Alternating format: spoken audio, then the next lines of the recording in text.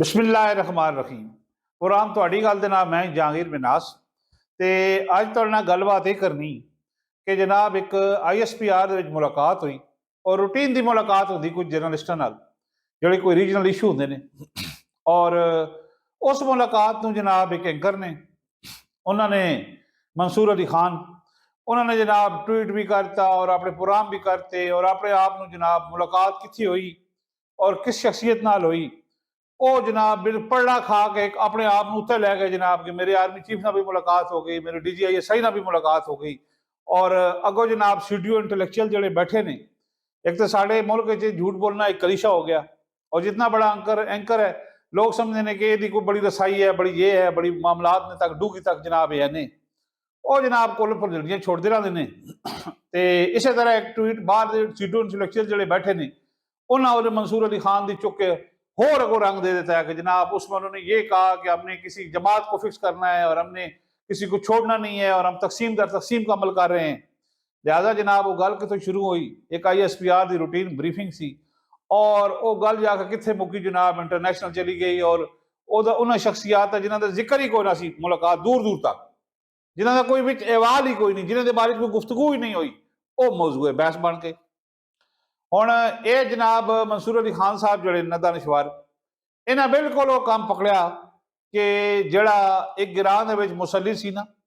उन्हें पूरे गिरां रौला पात कि मैं जनाब चौधरी ना मेरा प्यार है, पिंड के चौधरी होंगे ना तुम पता है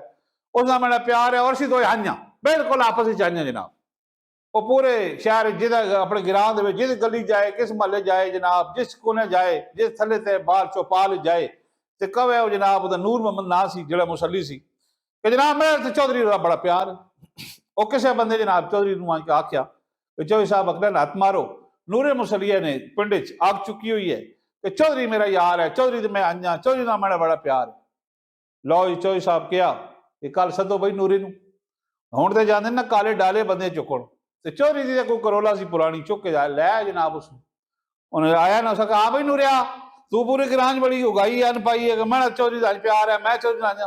चाह के जनाब नूरे साहब न सुटिया ना साइड कोने ते दस होए ते नूरा कहता चौधरी साहब तुहानू मेरे नाल प्यार है या नहीं है, मैंने तो तुहाडे नाल बड़ा प्यार है।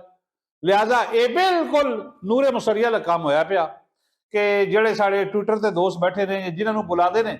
ISPR एक रूटीन की गलबात वास्ते, रीजनल इशू ने साढ़े ज़ाहिर है दो बार्डर ने इंडिया का है और अफगानिस्तान का है और फिर जो मुल्क हालात ने सिक्योरिटी के हवाले नाल वो जनाब गलबात होंगी है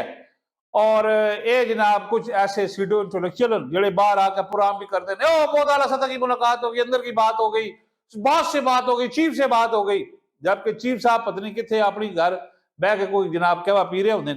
और उन्होंने रगड़िया जाता है। एक तो जनाब ISPR भी चाहिए इतने लोग बकरी भी कहते ना साढ़े को चकवाल तो पुछते राजनपुर दी है, बखर दी है, देसी है कि रवा यानी दी बैकग्राउंड की है, शजरा नसब की है इसका तो फिर वो बकरी की ने कीमत होती 40 तो 60 हज़ार तो ISPR के जो कुछ अफसरान ने जो बुलाते उन्होंने भी चाहिए है कि थोड़ा बहुत इन्होंने खरीदन कि इन्हों की के बैकग्राउंड है कि कोई हसब नसब है कितों तलक रखते हैं के बलाल एवं जनाब तुम उत्थे जनाब लैना च बहा के अगे तो बादशाह ने उत्थे जनाब इन्होंने गलबात होर होंगी है तो इन्हें अपना बाहर आकर मुद्दा होर बयान कर ओ जी हमारा नाम ले बात हो गई ये हो गई वो हो गई। लिहाजा मंसूर अली खान का जो गुफ्तगू हुई वो तो जनाब मैं तुहानू दस दिता कि गुफ्तगू होर मौजूदा हुई होर शख्सियत नाल हुई और इस तरह जो बाहर कुछ सीडो इंटलैक्चुअल यूट्यूबर बैठे ने उन्हें जनाब उसकी गुफ्तगू का रुख मोड़ के और बिल्कुल वो सौदा बेच दिता जिदा उसके कोई जिक्र ही कोई सी मुलाकात। लिहाजा वो जनाब उसके उत्ते हुण जो ये जी बेपरकी उड़ाई गई और एक कोलोपुल जड़ी छोड़ी गई कि जनाब उन्होंने ये कहा DG एक पहली गल तो DG साहब आए कौन होती ना उत्थे आर्मी चीफ सी आफस साहब सर ना उत्थे कोई होर सी वो एक ISPR की जनाब रूटीन की गलबात सी और उसनू जनाब चुक के ते जो जो उसके उत्ते गल्लां बनवाइयां गई जो जो उसके उत्ते सौदा बेचा गया मैं अपनी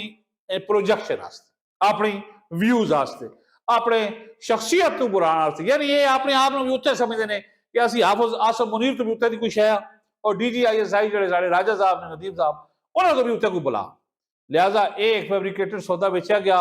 और बैरूने मुल्क जो बैठे ने जिन्होंने इस मुल्क की सिक्योरिटी इस मुल्क की तरक्की इस मुल्क की जनाब कोई चैप भली नहीं लगती और वो एक एजेंडे का काम कर रहे हैं उन्हें उस एजेंडे को नवा रंग दे दिता।